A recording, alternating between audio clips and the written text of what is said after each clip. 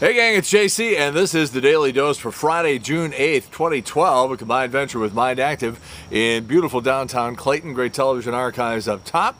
Also, we have our eye candy below. I'm also on Facebook, the Showgram with JC Corcoran, and also on Twitter at STLJC Corcoran. I'm everywhere. You can't get rid of me. All right, let's move on. By the way, we're trying to update the Daily Dose. We used to do it every day, and it gets to some production issues. I got some other stuff going on. Getting ready to move. I'm very busy. So we're basically putting on new editions on Mondays and Fridays. So Mondays and Fridays, you can check for new stuff and new features and the whole thing. We update everything, and everything goes into the archive. So if you miss something, you always go back and take a look at it. And to answer your questions, no, there are no pending radio gigs going on. A lot of stuff that I'm really involved in conversations with are out of town. That's not to say that something here in St. Louis couldn't eventually pop, but right now I'm more concerned with getting out of this house and moving into the next place, and we'll just sort of see what happens after that. And if there's something, you know you're going to hear about it, because I'm going to tell you here. We're going to tell you right here at jcontheline.com. And usually, you know, if I'm doing anything, usually the television stations are blabbing about it. Although they're usually known for only announcing when I have left a radio station. They don't seem to be interested when I get hired for one. They only are interested in the bad news. They don't care about the good news. So, but you come here, you get the story. I'll tell you, you hear it right from the horse's mouth. All right, rock and roll poll, and it's almost a little old right now because we didn't have a chance to update a couple of days ago. Mayor of New York, Mayor Bloomberg, tiny, tiny little mayor. I love the way Letterman jokes about how small he is. He's got this proposed limit on the size of non-diet soft drinks that can be sold in the city. What do you think of that? And our number one answer, it's a runaway at 71%. While perhaps well-intentioned, a lot of people will simply dismiss the idea as more government intervention in areas it shouldn't be involved in. All right, 71%. You can sort of see that one coming. I don't need 48 ounces of any liquid was our number two answer at 11%. But tied at that was great idea. Great idea. The drink sizes have gotten out of control, and it's contributing to the country's obesity rate. It's costing us all money, but that's only 11%. And another 7% of you said Mayor Bloomberg is so small, the big drinks probably just seem huge to him. All right, so that's our result. So it's a runaway. 71% of you say, back off. Don't be telling us what we can and cannot drink. Not surprised by that. All right, here's our poll question for the weekend. You know, I hate to say it because I know people get mad when I say stuff like this, but it's the truth. I'm sorry. Somebody's got to start saying this out loud. The last half dozen or so live performances by Paul McCartney have been atrocious. The poor guy just, he's like 70 years old, and he just can't really get it done anymore. And yet a lot of people, is that a bug?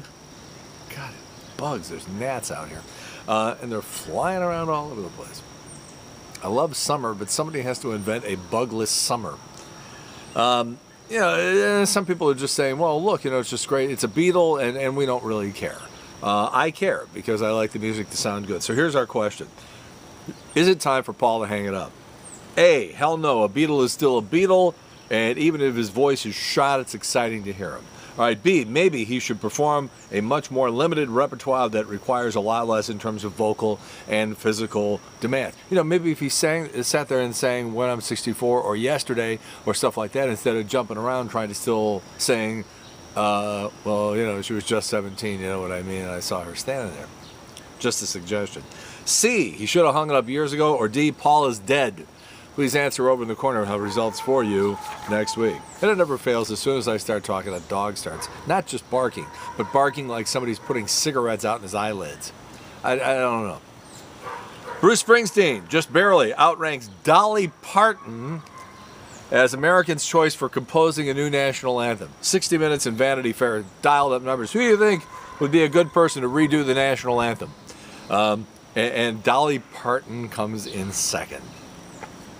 There's a great Albert Brooks routine from like 35 years ago where he does the rewriting of the national anthem. It's on iTunes. It's hilarious if you ever get a chance to check it out.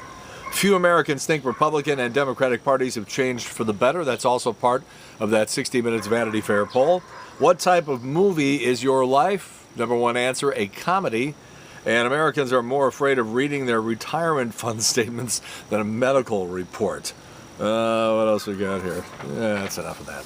All right, let's shift over to the Miss USA pageant, which is embroiled in controversy again. Donald Trump, no surprise. Some people are saying the thing was fixed.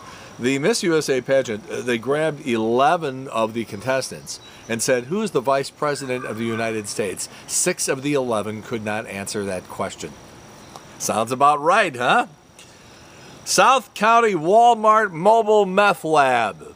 Why do I have this feeling that those words have been spoken before and will be spoken again? And nothing like reinforcing a cultural stereotype. I want to repeat that for our international viewers. South County Walmart Mobile Meth Lab. The CVC, this is really something. This is our money, our tax dollars, and by the way, our civic pride on the line here. It's our team. They suck. We're talking about the Rams, but at least they're ours, okay? So every time there's a new development in the negotiations between the Rams and the CVC, trying to get the Rams to stay here and either tear down and rebuild the dome or build a new dome or something like that, the news media has to sue the CVC under the Sunshine Law, Freedom of Information Act and stuff like that, to be able to get the information. It's just like trying to deal with the Kremlin. It's like, look, it's a football team. It's a domed stadium. We're not talking about international security here. This is our tax-supported team, our tax-supported facility, and they fight tooth and nail to stop anybody from St. Louis from knowing anything about what's going on. It's just amazing, but it's also typical St. Louis. Bob Welch. This is a guy who all he wanted to do was be a guitarist in a good rock and roll band and play his music. That's all he ever wanted. He ended up getting embroiled in all this controversy. He basically got run out of Fleetwood Mac, and even when Fleetwood Mac was, instated, I guess you would say, drafted, ceremony, whatever you want to call it, the Rock and Roll Hall of Fame, which is another story in itself, by the way, because that's just a completely corrupt and silly organization. But at least we got something. But Bob Welch, they do the induction of Fleetwood Mac. Can you hear that dog? They do the induction of Fleetwood Mac in the Rock and Roll Hall of Fame, and Bob Welch, who was an integral part of the band during some really, really good years, is just basically invited not to show up. So he has spinal surgery about 3 months ago, and the doctors basically said, we did everything we can for you. It's not going to get any better. There seems to be sort of indication that maybe he might have been confined to a wheelchair and did not want his bride to have to care for an invalid for the rest of her life. So he took his own life yesterday. And Bob Welch, incidentally, you may remember a story we did, maybe a year or two ago. George Clooney, who had spinal surgery not too long ago, also said that he considered taking his own life because the pain is so bad, and you're like this, and you're thinking to yourself, is this the way I'm going to be for the rest of my life? And I'm not sure that the doctors always do a particularly good job in reminding people that this will heal. It's like any other surgery. It's like any other trauma to your body. This will get better at some point. And I don't know that they explain that well enough. And people come home from the hospital after having neck or back surgery, and they think to themselves, this is it. I'm going to be confined to a wheelchair. I'm going to be bedridden, or whatever the case may be. George Clooney thought about killing himself. Bob Welch took himself out. The original version of Sentimental Lady, by the way, is much better, with Bob Welch and Christine McVie and Lindsey Buckingham is even on that, I believe. Bare Trees is the album. If you have a CD collection and you don't have Bare Trees by Fleetwood Mac, you have a gaping hole in your music collection. You just don't know about it yet. All right, what else we got here today? I'm editing as we go because we're running along. And also the dog back there. You wonder what's going on. You wonder how an owner can have an animal in a civilized community, and yet the dog will go on barking like that for hours and nobody does a goddamn thing about it. It's just unbelievable. We're going to do a whole thing about neighbors one of these days. Well, you think you're having a bad day?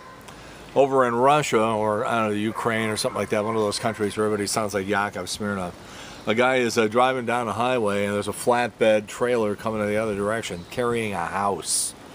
And the house falls off the thing, and a car drives right through the house. It's pretty amazing video. That's our eye candy feature, and it's right below what you're looking at right now. It's like some sort of a Russian version of Super Dave Osborne, where somebody gets wasted, but in really, really sensational, fantastic fashion. All right, so there we go. The last half dozen or so performances by Paul McCartney have not been good. His voice just isn't there. Come on, let's be serious. He's 70 years old, and things just stop working after a certain amount of time.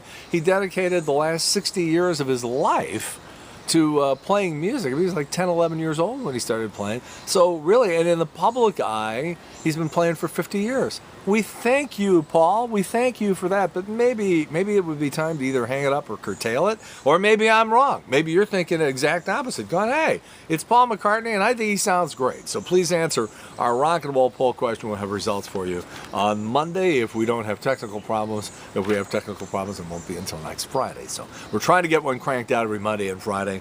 We'll see what happens. In the meantime, that's it. Have a great weekend, everybody. It's going to be a hot, beautiful weekend. If you got access to a pool, go crazy, folks. Go crazy. Cardinals are back in town. Interleague play. Not crazy about it, but let's just give it a shot here.